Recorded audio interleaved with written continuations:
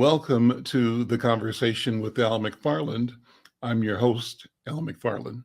So instead of presenting you a live program today, I'm sharing with you one of my favorite episodes, a show that shows you how we've molded the show that you've come to know and love. And while you're enjoying this show, I'm going to be working with my team to make the program even more informative, more insightful, and even more inspiring. And if you haven't already, I'd like you to show your support for the conversation with Al McFarland by subscribing to the Insight News YouTube channel. This way you'll get alerted about and never miss new episodes, show clips, and special features only available on the Insight News channel. And you can find us on YouTube at Insight News MN. To make it easier, I've got a link in the description on this video. Well, thank you again for all your support this year. I can't wait for you to see all that we are preparing for 2023. Now, my friend, sit back and enjoy this conversation with Al McFarland.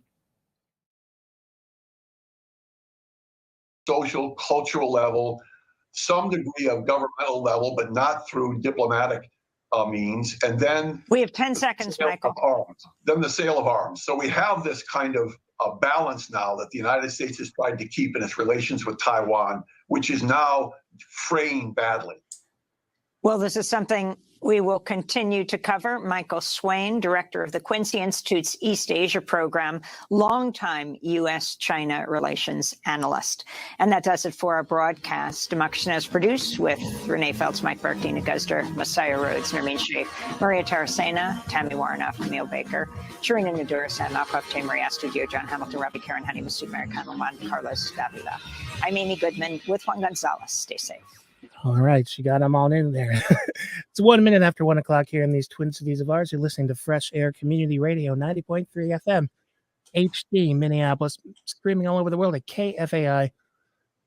66 degrees and partly sunny out there, which is always better than partly cloudy. That's what I say.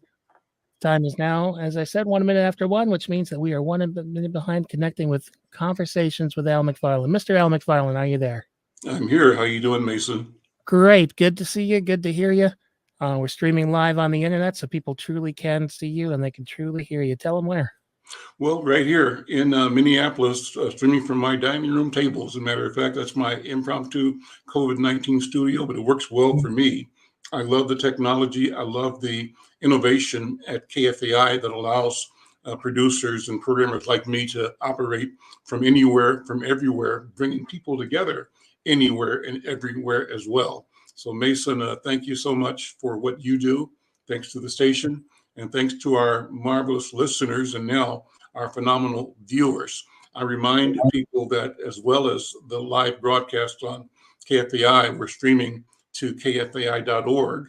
We're also streaming to Facebook, the Insight Facebook page, the Al McFarland Facebook page. We're also streaming to Black Press USA. I belong to a network of Black newspapers that consists of over 200 media companies and that has a reach of around 20 to 30 million people a week. And so we're part of that network, that reach. It's phenomenal. And we're glad to be able to do that. We think that melding, blending, innovating technology is the way of the future. And I'm glad to be part of a cutting edge organization like KFAI that brings all these formats and opportunities together. Today, we're going to be talking with State Senator Bobby Joe Champion. He's going to be joining us momentarily, but until he does, Mason, I wanted to take a minute to wrap with you Sure. just about how you feel and how the station is feeling about the community coming up on the anniversary of the George Floyd murder.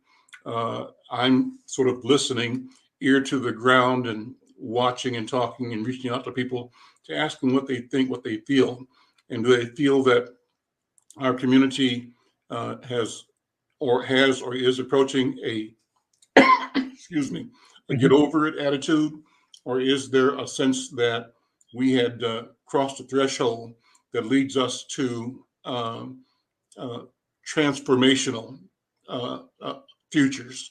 So that's kind of the question I have. What do you think, Mason? I certainly hope it's not the former, the way that you phrased it that way. And it could be that just we are in our own bubble here, but I know our feelings at the station and the feelings in our community are definitely that there is a brighter future ahead, but it is not without struggle. And, there's certainly no sort of get over it attitude here. We are not over it. It was the it was the catalyst for major change here across the world that frankly hasn't moved fast enough. But at least there are a lot more people aware, even within the organization here, of what's really been going on in communities outside of just their own front yard. Mm-hmm. And the question for me, Mason, is how substantial or substantive the change might be. Is it genuinely, authentically transformational? Because at one level, we've been here before. Mm-hmm. The country has been to the brink of, in a sense, self-immolation almost, or self-annihilation, or massive internal despair for a variety of reasons, but around the question of race and around the question of class and police brutality and inequality, all those things. And so what seemed very different about this George Floyd incident is the two things: the sharing, the telling of that story to the whole world, so nobody could not be affected by it, and therefore the ability for the spirit of truth and of anger to emerge and connect people, even those who had been on the sideline. The question becomes, though, do people and can we create modalities and expectations that keep people engaged? I hope we can. I agree with you. I hope that we can. And I know in listening to your show and listening to this station every week, I'm hearing conversations, I'm hearing plans, I'm hearing thoughts that point towards that. And we're being a little more reverent here as we come to the second anniversary. And I think it's important to remember that it's the second anniversary. It is 2 years. And this is 2 years after hundreds of years of struggle and different milestones in that. And that if we do look and think that we have not come that far, like we have come very far in 2 years. And just the changing climate that you mentioned, the way the technology here has changed that. When we've looked at things, if you want to even go back 30 years ago and say Rodney King, where you see that kind of thing on video, that wasn't immediate. George Floyd was immediate. That was this thing that happened on our streets that if that young woman had not recorded that would have, just been, we all read the police report. Mm-hmm. That was immediate within 48 hours around the world, not just in the city, but around the world. That was a shockwave. And Mason, thanks, my friend. Let me connect with my guest of the hour, the Honorable Bobby Joe Champion, Senator representing District 59 in North Minneapolis. Senator Champion, good afternoon, my brother. How you doing, man? Well, you know what? I am doing well now that I got on, okay, because I was having a couple challenges, but it wasn't your fault. But I'm excited that the sun is shining in the great state of Minnesota, and that's always a good day. Well, it's always good to see you. And I was talking to Mason, who's my producer at the station, about the importance of observing George Floyd. So I want to begin with that. And I want to ask you, Bobby Joe Champion, I know that the main purpose of today is to give an update, a debriefing on the legislative session that has come to an end, that may be recalled back into session. I want to get a sense of all the things that have been delivered and what things are still on the table, still need work, and what our community can expect. I want you to kind of walk through that as the main topic of the program. But I think that we would be remiss if we didn't take all the time we need to be reflective about our society, our culture, and where we are as a consequence of being ground zero for the display of police brutality, of white supremacy in action for the display of callous disregard of a human being and for callous abuse of power. So, Senator Champion, if you would take a minute and just what are your thoughts as you move towards the next couple of days in reviewing, reflecting on, and thinking about what we can and should do to be responsive and responsible regarding what happened here in South Minneapolis 2 years ago, the murder of George Floyd. Well, let me start by saying how challenged I was over a year ago when we think in terms of the murder of George Floyd. I often say, and without being disrespectful, that I often say that when something bad happens, it also creates another opportunity for us to do a number of different things. One is, I think that George Floyd's death and that whole incident really reflects, what systemically happens to, people of color in our wonderful country, especially when we think in terms of the state of Minnesota, and particularly when we think in terms of Black males. I think the police officer really represents a system that hasn't always been fair or thoughtful or see the humanity in us.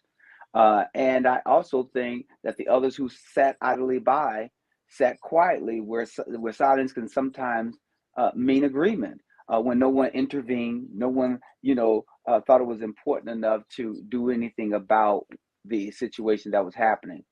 Since then, we see an opportunity, not just so narrowly with the police, because we've been, talking about that, and I think we do have to deal with that. But I think we have to broaden the discussion and continue to demand changes in other parts of our society. Whether you think in terms of the medical profession, and you think about how Black women and just the maternal health care of Black women is subpar. When you think in terms of our educational system and the disparities that we see and feel, where when young people are not getting the support that they need or the teaching and education that they need in order to be a threshold to improving their quality of life. Whether we look at higher ed and higher education and people fulfilling their dreams and being able to think beyond just a moment, but say, what is that thing or that person that I want to be, whether that's VOTEC or a 2-year institution or 4-year. What does that mean about housing when we think in terms of a place for a person to live? What about this notion of chemical dependency? We know that our communities are ravaged with individuals who are chemically dependent. And how are we putting forth the resources for a place like Turning Point and other places in order to make sure that people have a place to go if they're wrestling with this chronic disease that's called addiction? What are we doing about those things? What are we doing sometimes about the violence in our own community that sometimes we're so despondent and treated so badly that we sometimes inflict that pain that we feel upon each other? How are we dealing with that in real time? And how do we make sure that we have preventative healthcare options in order to make sure that I can go to the doctor and I can do preventative care and I can have dental care? Because guess what? If you have a job, but you don't have your health, then that too is a problem. And what about jobs and opportunity? How do we make sure that people are making a livable wage and are not just constantly living in poverty? So these are things that I think that we have to think about, and we must use this opportunity to open up and really lift up those other issues that we need to have addressed, because we are being challenged on every end. So the George Floyd's life was important. He is gone far too soon, but we can use it as a catalyst to, one, respect him and get other people to see not only his humanity but ours as well, because George Floyd does have children.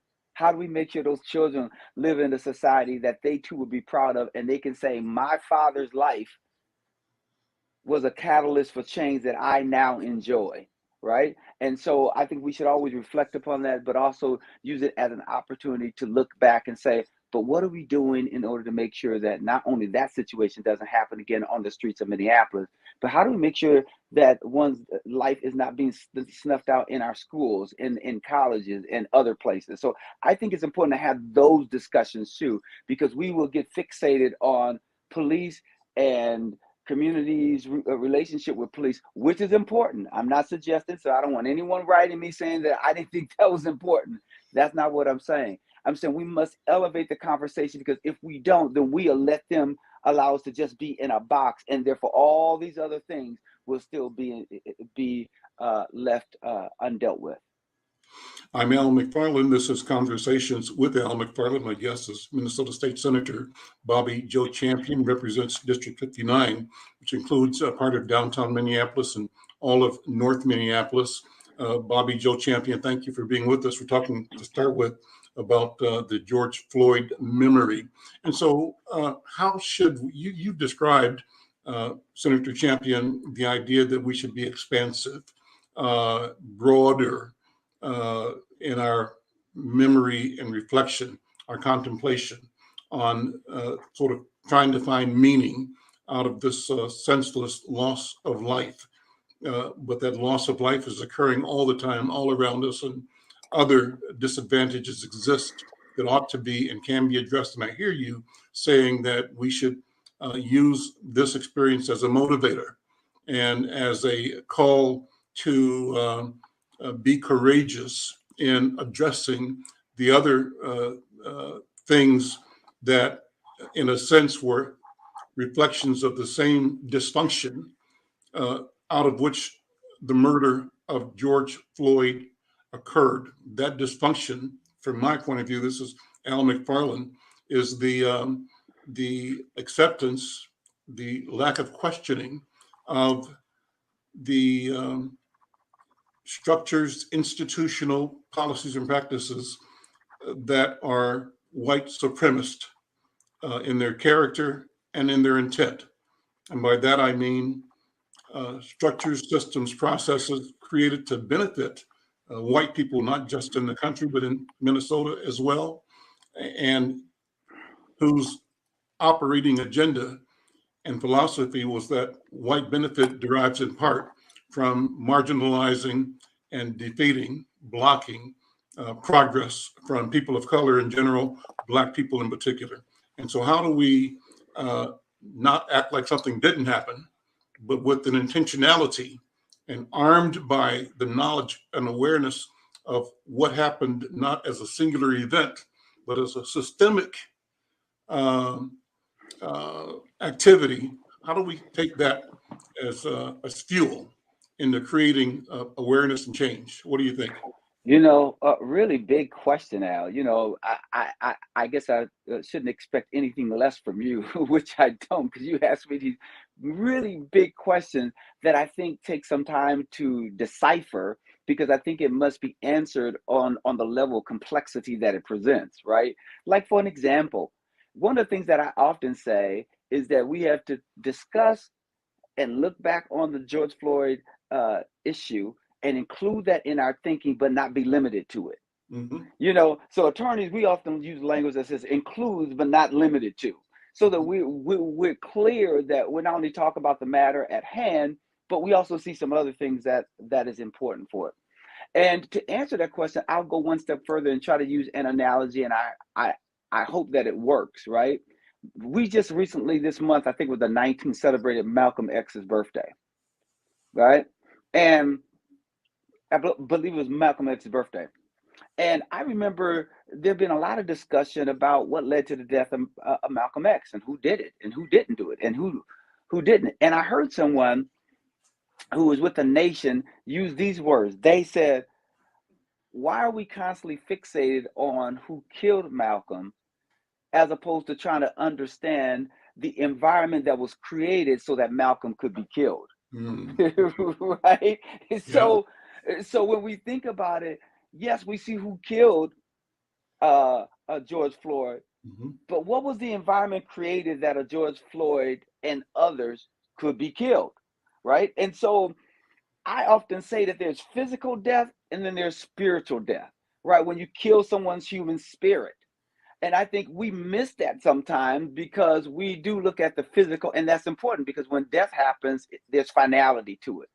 But I hope that we would expand it, because the things that we have to do, even in the state of Minnesota, is say, hey, we have the largest disparities here in the great state of Minnesota, that every single day, that what separates families every single day, allows individuals who are wrestling with chemical dependency not to get the treatment or the support they need. Folks who have mental health issues that we have not made the proper investments around, because those things are a byproduct sometimes of poverty. Poverty is the common denominator that we fight with every single day. So when we think in terms of, so to your question, when we think in terms of these investments, let's take housing for an example. We often hear many people talk about housing and housing being a right, and I agree with all that. I fight for housing every single day. But guess what? The majority of folks who are in housing, and when you think in terms of those who benefit from this housing crisis, whether it's nonprofits and others, are not the people that look like me or you. And when you think in terms of affordable housing, they usually want it concentrated in one particular community. Mm-hmm. Because then folks say that they don't want it in their community because it decreases their home ownership values. We have to demand not only affordable housing, but for our contractors and women and veterans to be a part of those who are in the system itself, those who help build the infrastructure, those who do the operationalization of it, and for us to think about how we supporting minority-led organizations. Because do you not know there's a number of, and we appreciate all of our allies, but do you not know that there's a number of organizations where more money goes to majority-led organizations than minority-owned organizations that do the same work? Mm-hmm. So I think when we ask, we can't just be the objects of commerce.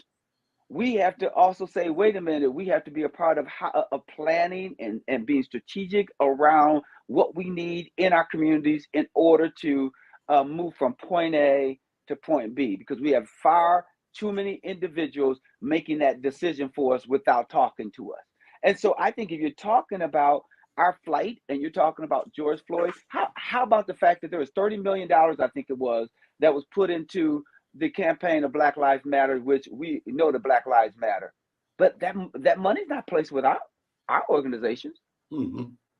It's another majority-led organization that's holding the money, and that majority-led organization is getting the administrative numbers, getting the interest on the money, all the other things that we know that's important to bringing our communities out of poverty and not allowing us, and for us to take our rightful place at the table. Because there's a well-known saying that says, if you're not at the table, then you're on the menu, right? And so I just think that we have to think about every system, every industry. How do we make sure that we are involved, and how do we make sure that we are not being led off by someone just talking about, let's say, for legalization of marijuana, where I believe that marijuana should be legalized. But how do we also make sure that when it comes to licensing and growing and all the other things, where there's a revolution, that we participate in that? Because you know what they're talking to us about?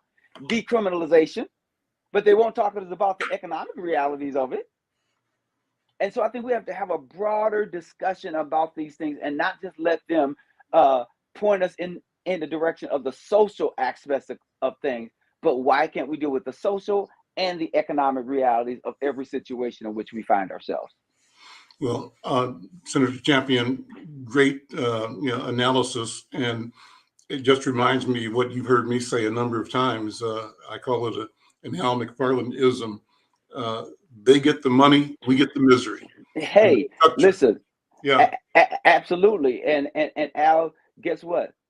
Your mentors and mentees like me and others, that message does not fall,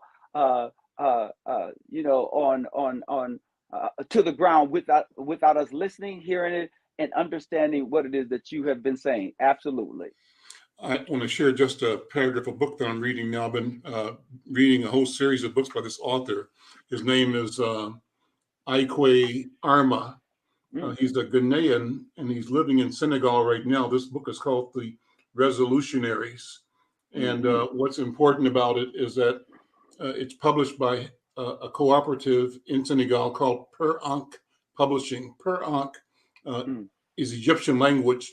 Per means house of, and Ankh of life, House of Life Publishing.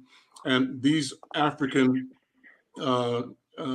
journalists have created a system of friends who collaborate to create knowledge, innovation, and in their particular field, they're all writers, publishers, etc. But in this book, as you were speaking, I came across, it reminded me of a underline that I'd done. I'm going to read that quickly, a paragraph that says, let's stop here a moment to see the connection between tying memory to power. And that's important because I think you and I are both saying we can't forget. We have to really be aware of all that has gone before.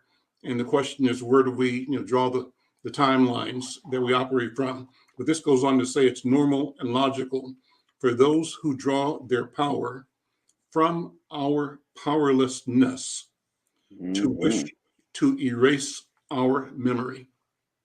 Persons whose welfare depend on the exploitation of the resources and labor of the enslaved dream of nothing better than the conservation of their power and the continuation of our powerlessness. Big statement, and Absolutely. It's along the lines of what you're talking about. So Senator Champion,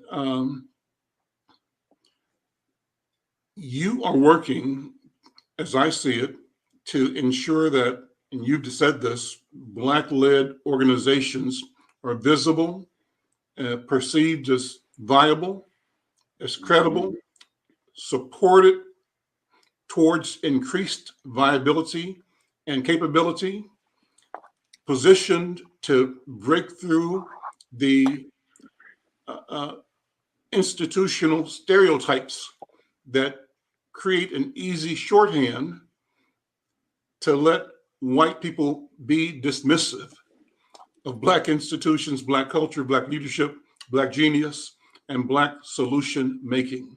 And I hear you and see you and your colleagues, enlightened members of your class, and those that follow you, that you lead, trying to say, this can't go the way it's been going, that we have to create a new narrative about what power is and our ability to define our relationship to us in ways that suit our community and that reflect our humanity, our dignity, and our rights as citizens of the state of Minnesota and of this country. And therefore, you are intentionally motivating development of solution makers and businesses in our community. I had a picture of you recently at a groundbreaking of the housing on West Broadway, Tim Baylor, Yes. Satori Village. And what's unique about that particular housing, as I see it, Senator Champion, is that it's market rate housing. And that's unusual for North Minneapolis because over the past several years, most of the units have been they call affordable housing, which is needed. But the question is policies that concentrate poverty in one neighborhood, and should we have more? And so I see you supporting that. You can speak to that if you would. Absolutely. Let me tell you, if we are going to have real change, we have to have economic liberation. And economic liberation is not at the expense of all the other things that we need to do as well. It is possible for us to walk and chew gum at the same time. And so there are ways in order to deal with the disparities that we need to, but also to put our brain power and our community's intellectual capacity in its rightful place, along with giving them the resources that they need. See, the interesting thing is that they don't give us the resources, but then they say you're not doing anything to do it yourself. Well, wait a minute. There's been an intentional disinvestment of our communities, and this has been happening for quite some time. It just didn't happen today. And what I often say to our allies around the issue of housing is that we cannot put all the affordable housing and concentrate it in one place. If you say you really care about affordable housing, then what about it being next to you? Why does it just have to be next to me in order to fulfill the notion of being affordable? And I'll give you a good example. Where Willard is right now, Willard, the old Willard school, Mm-hmm. there was a group that came in from the outside that was being supported by the city and the county to put a shelter over there. Now, I'm not against shelters. Everybody knows that I'm not against shelter. I fight for resources for shelters. I fight for everything, right? Because I believe that people should be stable and they have to have shelter, affordable housing, market rate, the whole deal, home ownership, right? But the group came without engaging our community. Mm-hmm. They were just going to put it over there. But Al, here was the point. They don't do that anywhere else. Right. They have a community engagement strategy. They go out and talk to people. They get a feel from them as to what you think will feel. When I step and said, hey, you're not going to do that without talking to our community. Guess what they said to me? Oh, you want your community to know that you're the one who is blocking, shelter and we want to do a women's shelter. So Black women need this shelter and you don't want it to be there. I said, that's not the point. Mm-hmm. You go through the paces with us the way you go through the paces anywhere else. Mm-hmm.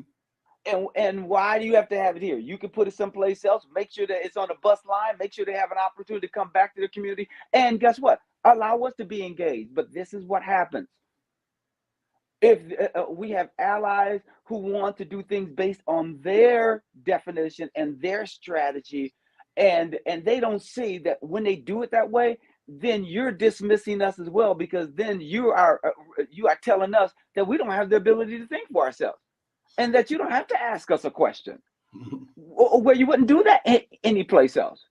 And when I even asked the question about when these nonprofits do affordable housing and they rebuild this housing and stuff like that from a grant, and then they have all this money involved and gap financing and so on and so forth, I said, why not place the value at the amount of money that you got to rebuild it? You don't have to do it at its appraised value.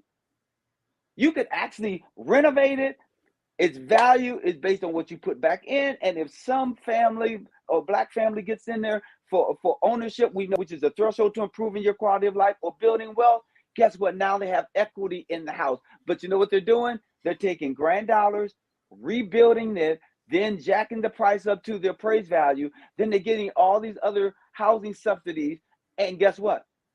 We don't end up getting the benefit. And then we're upside down in some homes when we think about it. So I say that our allies should be equally as supportive of a broad notion around empowerment, because if they really care about us, then they wouldn't fight these things that I'm talking about. They would join and say, hey, I see how the system does things to you. I don't want that to be the order of the day.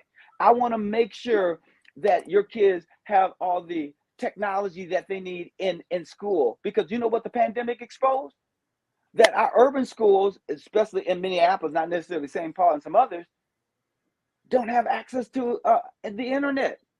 So if you're going to do it, this is where I could join with the folks in rural Minnesota and say, hey, you're upset about broadband because you don't even have the fiber optics up there, but we're upset because we got it down the street and we still can't have access to it. So it's equivalent to not having it.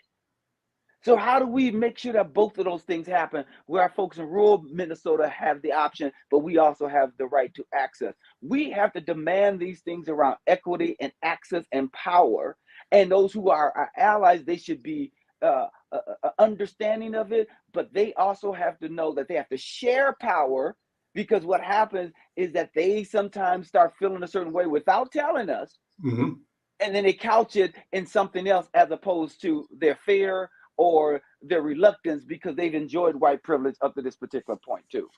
Well, Senator Champion, what I think is that somewhere in the back of their mind or the front of their hearts, there's a sense that they have a duty, an obligation to defend the fortress from the infidels. And guess what? We are the infidels in their mind. And so there is an unspoken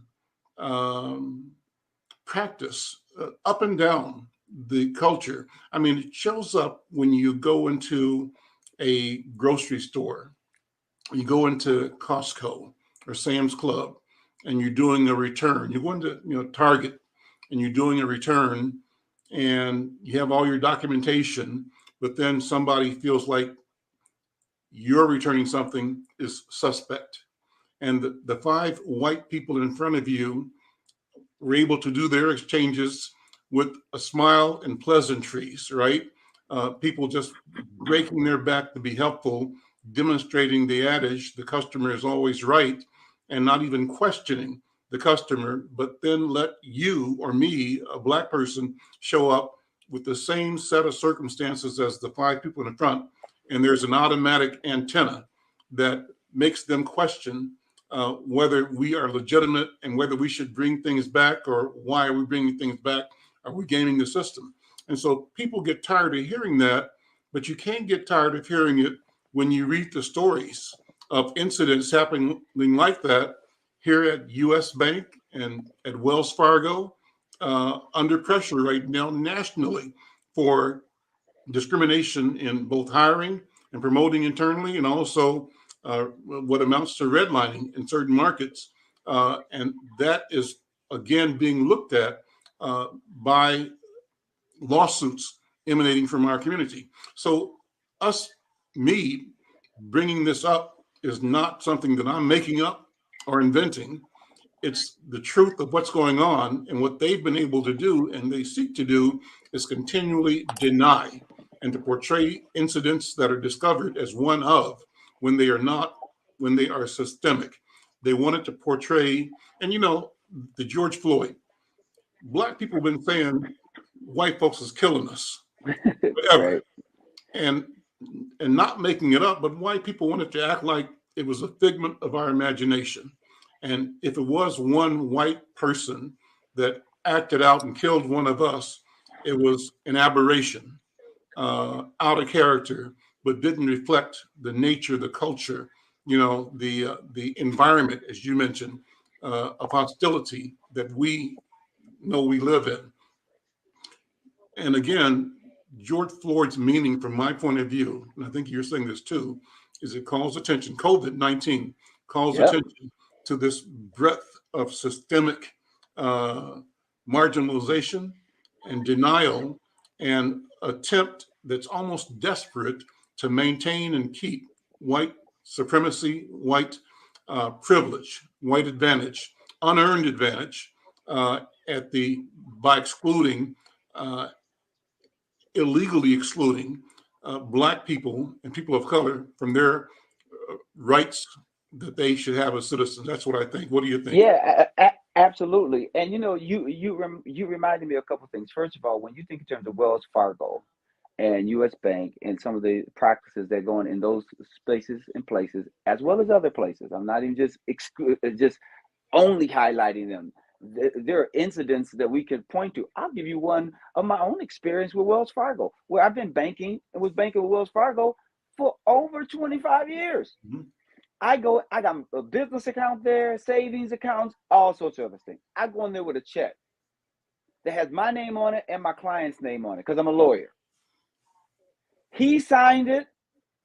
I signed it. I'm going to place the check in my IOTA account, which is my lawyer trust account. I'm not trying to get in cash. I'm not trying to get anything.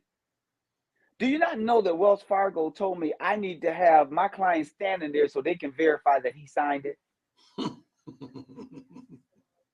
Okay, that is the experience of Wells Fargo. Mm-hmm. And they tried to act like it was okay, but other people go other places. And when I ask other white attorneys, hey, when you place some money in your trust account that you got from the insurance company, got your name and the client's name on it, do you got to have your client there? They said, absolutely not, I don't.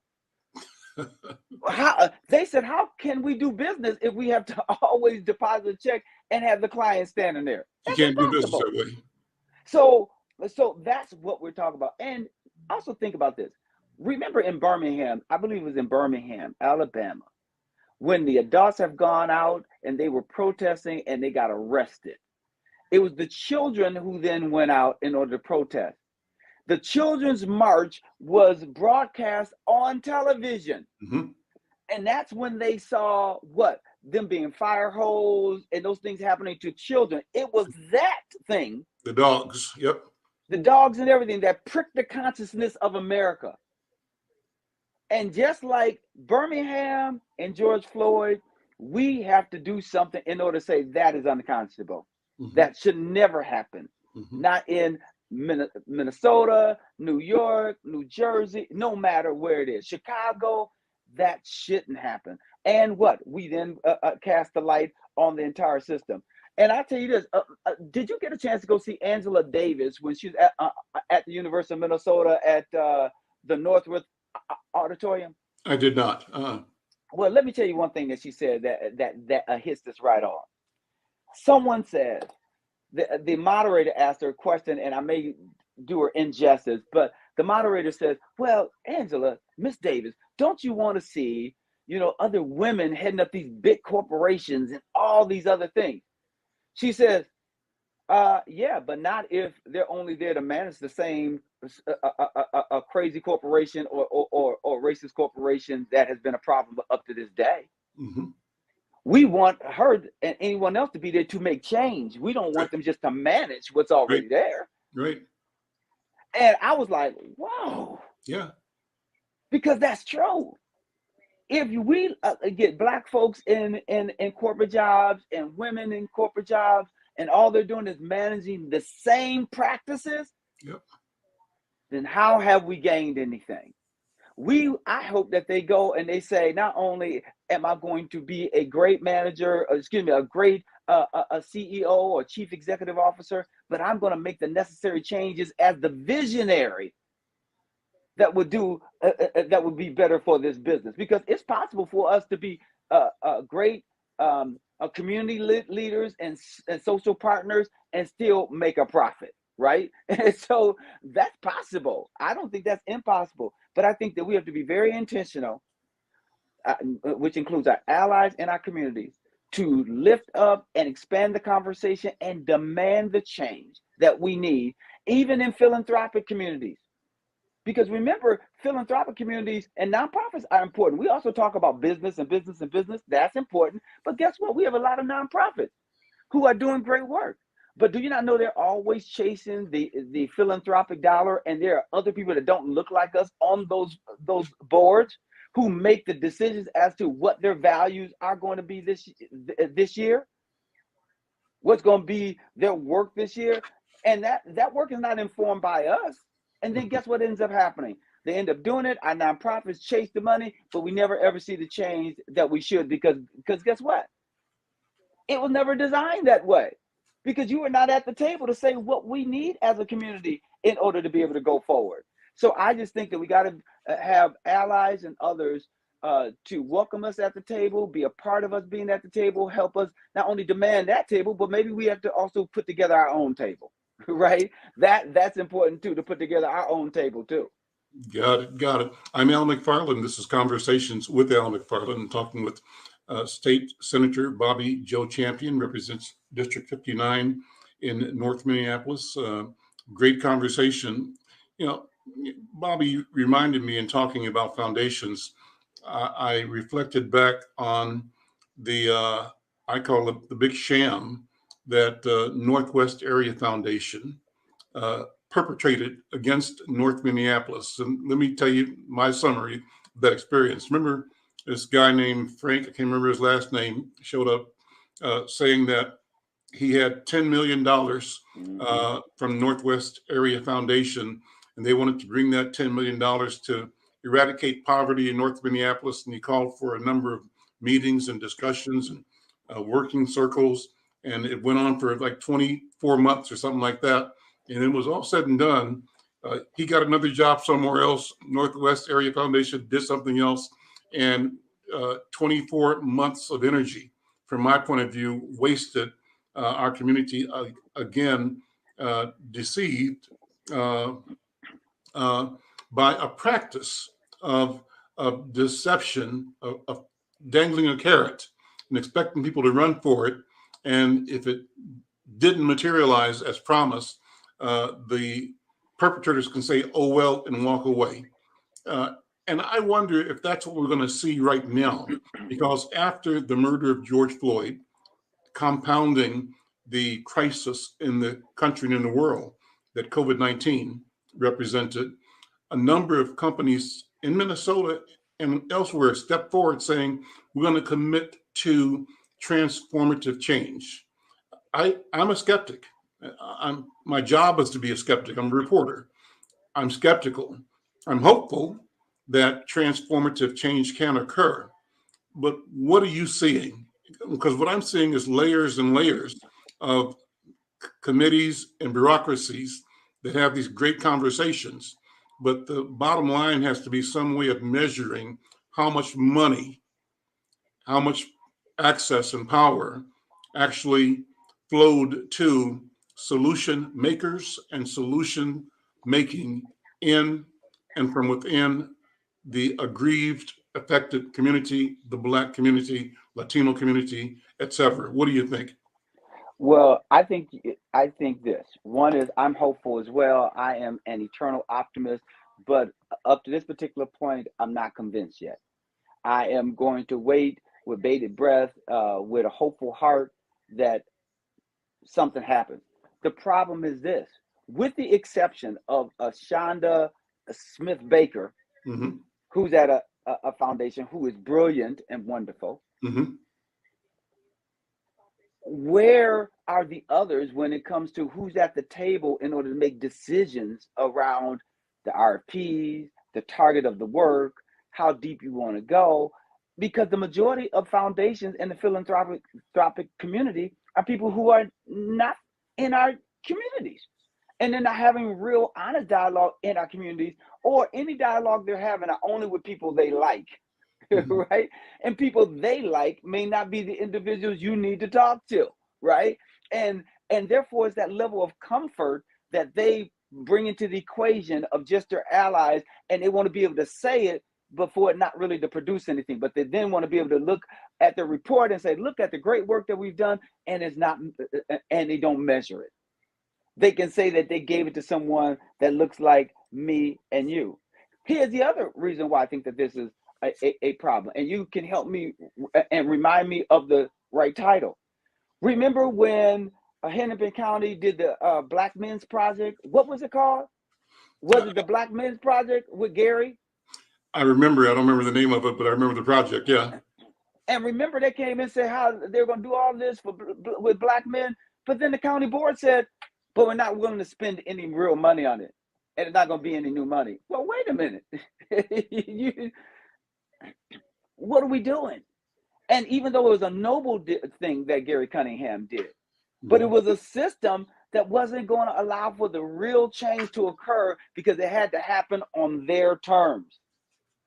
And I'm just concerned because now we're supposed to get some additional resources for West Broadway. I know the Minneapolis Foundation got about $16 million from DEED. I know that they're strategically positioned to get some more money, and that's to deal with the West Broadway corridor. But guess what? Look how far removed from George Floyd we are, and that our businesses are still struggling, and they were struggling even before George Floyd. Yep. So I'm hopeful. I hope that something happens. We can, look, and guess what? And we can ask questions, because maybe that's what we should be asking too. Al, maybe that's a good topic for you. Call the Minneapolis Foundation and say, hey, tell us what it is that you're doing. Tell us what you've been doing in order to help since George Floyd. Tell us how you've measured that. Consider it done. I'll make the call today. I think you're exactly right. And I'll ask them exactly the way you've asked me to ask them. I'll do that. Yeah, because I think the way you do it is, this is where we need media also, right? Our reporters, to ask the critical questions and get them on the record. Mm-hmm. Right? And then you can go back and say, hey, here's what you told us. Yep. Tell us what you've done. Because when we don't ask them those questions in public, and we don't ask the real probing questions, then we give them what?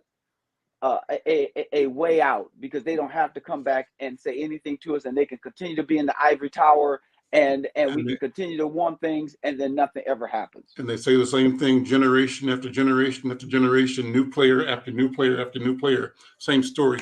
Bobby, before I ask you to talk about where we are at the legislature and what deliverables have been made, I want to share with you a book that I share with people a lot. The book is called Whiteness in Plain View, and it's by Chad Montree. It's published here in Minnesota by the Minnesota Historical Press. And the author is a professor in the history department at the University of Massachusetts, Lowell. And I'll just read one paragraph because it's about what you and I are talking about, but from the lens of a white researcher and author. Whiteness in Plain View examines the ways white residents across Minnesota acted to intimidate, control, remove, and keep out African Americans over the course of the 19th and 20th centuries. Their methods ranged from anonymous threats, vandalism and mob violence, to restrictive housing covenants, I'll just get ready to say it, deceit, and mortgage discrimination. And they were aided by local, state, and federal government agencies, as well as openly complicit public officials. What they did was not an anomaly or an aberration in some particular place or passing moment, but rather common and continuous. So that's the story right there. This is let me say this. not new. And Listen, go ahead. No, it's nothing new, and that's perfect. That's why you should also bring on your show Myron. What's Myron's last name? Professor Orfield. That's Yeah. right. He's working with the Black churches, talking about the very thing around housing that you heard me sort of talk a little bit about. Because when I was talking to him about it, he says, "Hey, I'm doing something on that," and with Babington and those guys, you should certainly get him on to talk about that, right? I will do it. He's been on before, but he's always excellent. And ask him specifically around this conversation around housing and what is going on, right? The restrictive covenants. Former Senator Jeff Hayden had a bill to remove restrictive covenants, even the language from titles, because restrictive covenants have been used and were used in order to displace, marginalize, and keep us in certain places, even in the state of Minnesota, like where you could live, right? I was on a CLE, by the way. I'm listening to a CLE while I'm doing this interview, so I got two devices going on at one time. Sure. But I did one on housing, and a person said, another lawyer said, "Hey, since you and us as lawyers participated in the marginalization of where Black folks could live with these restrictive covenants and other laws, then it's you as lawyers that should be actively engaged to change it." Yep. And I think that's true. We do have to change it. Okay, so you asked for a quick update on what's going on at the legislature. $9 billion. $9 billion? What's the $9 billion story for our community? Okay, here it is right here. Nothing.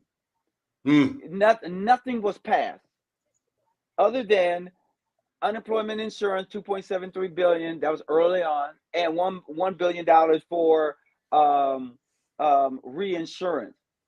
But let me tell you, and then frontline workers, right? Because that was also with the frontline workers thing, right? But there was a fix that needed to happen with the frontline worker legislation to include child care providers, because they were frontline workers. And remember, when the essential workers had to go to work, they ordered the daycare workers to also go to work in order to make sure that the kids of the frontline workers had some place to go. Right. But we ended the session on May 23rd. Nothing, listen to me, nothing was passed. Not a tax bill, not bonding, not education, not housing, not public safety. Not we did have a mental health bill that I think that should get passed, but that's more policy. No money included in there. Higher ed, nothing for jobs and economic development that was passed. No agriculture that was passed, because they could not reach agreement on these important notions. So nothing. When I say nothing, nothing passed. Outside of the three things that I told you about. Nothing that's meaningful in order to make sure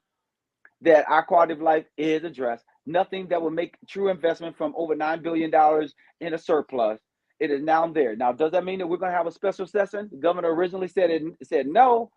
There is a possibility that a special session could be called, but only after there's an agreement on all these issues that we talked about. And then we'll be able to come back and talk about what is in those bills or what has been decided. So at the top of this program, Al, you would have had a very short discussion with me if you just asked me what happened in the legislature, because I just did that in like 30 seconds. That's Nothing. right. That's right. That's right. And that's a doggone shame, you know. It's a shame. And so what do we do in community, Senator Champion, to, number one, continue to understand better our interests and our needs, legislation that supports our view of what community building looks like and who the community builders are that we are advancing and supporting? What do we do at this moment to ensure that if and as things wrangle themselves out, we're not wrung out of the process, pushed to the side, once again, squeezed out? So number one is, I think those who are already elected, I think it's always important to engage them, ask us questions. Don't come saying we haven't done anything, right? Ask us the question, because some of us are over there fighting, but you don't always see what happens because there's 201 legislators and there's a process in which to get these things through. But we also have people who live not just in the urban corridors and not just in North Loop or North Minneapolis or Bryn Mawr and other places that I represent. Some people that we know, some of our friends live in the suburbs. Mm-hmm. They too should be calling their representatives, regardless of what party that they're affiliated with, and say, hey, what are you doing for us? Mm-hmm. Tell me what you're doing in these areas. Because whether we believe it or not, the notion of community must be enlarged as well, because the disinvestment that happens in our community means it also happens in the suburbs too. And do you not realize that we have more in common with the rural community than either one knows? They let the elites and others who want to retain power make us fight each other to talk about the rural and urban divide, when if we were to unify, mm-hmm. man, we have the same issues around unemployment, healthcare, access to broadband, housing. I can go through it. Yeah. Opioid abuse, substance abuse. Substance abuse, health. So if you allow people to create a narrative that you just grab a hold to without fully understanding it, then you will be a part of a conversation where most people are just talking about police, but not talking about public safety comprehensively. Right? You know, how do we deal with our juveniles? How do we deal with those other things? So getting involved, knowing what's going on, asking us questions, even with your sororities and fraternities. You know, I begin a lot of engagement from the AKAs and Deltas, who are now getting a little more engaged, but I don't hear much from Alphas. I don't hear much from the Qs. Mm-hmm. I don't hear much from all the others who could have some political power because they have numbers. Well, you certainly shouting them out right now. So if you don't know, that's okay. That's why we have the engagement and we can talk. So we can figure it out and people can talk about what their interests are and what is or is not happening. And then they can find a space where they want to engage, because they don't have to do everything. Sometimes it's just being in your lane, the place where you have the most capacity. Just speak to that question. And that will be helpful, because then you might get on a commission. You might get on a task force, or the information you share may be a part of the policy that we are wrestling with in real time. Let me finish the last 2 minutes here, Senator Champion, talking about COVID-19, Omicron. There's a sense that COVID is over, but I think that wisdom says it's not over. And even if it is declining in the larger community, our community is still under siege. There's still a crisis in the Black community, but some of us are not acting like that, or we are wistfully thinking that, you know, we can crowd into the bars and the nightclubs like we see white people doing, but the consequence may be different because we haven't fully vaccinated, et cetera. What are your, first of all, thanks for what you have done in leading the utilization of assets in the community to be part of educating our community about prevention, about mitigation, and about vaccine and protocols that help reduce some of the impact of COVID-19 in our community. But as we see the resurgence, what are you saying? What are you inviting? And will we see the state continue to invest aggressively or expand its investment in Black media, Inside News and others, to help bring messages about COVID-19 prevention to our Black community? Well, thank you for that. I remember as I put that group together, it was a cross section of both from the great group and coalition that you have that is also includes Latinos, Somalis, on and on and on, right? The full spectrum and breadth of who we are, right? And using that vehicle in our various communities. And I fought for that because it's necessary, and I'm going to continue to fight for that. So I'm asking them to not just do what they've done, but do more, and then do more not just with the pandemic in mind, but more when it comes to engagement with MnDOT or engagement in other places or spaces, right? How do we make sure that we use this tool that we have, in a real way? So we're going to continue to do more. We're going to ask the state and continue to ask the governor to do more, who's been really a great partner with us. And so I think that's important. Lastly, the pandemic has not gone anywhere. We had so many people who came down with COVID in the legislature, and we as people of color are more at risk because we have more of the frontline jobs. Do you not know we as lawyers can sit at home and do Zoom hearings? We don't even have to go out of the house, except in some crazy communities where they still want us no matter what. I think that we still can do some in-person, especially if it's evidentiary, because then you control who comes in and who doesn't.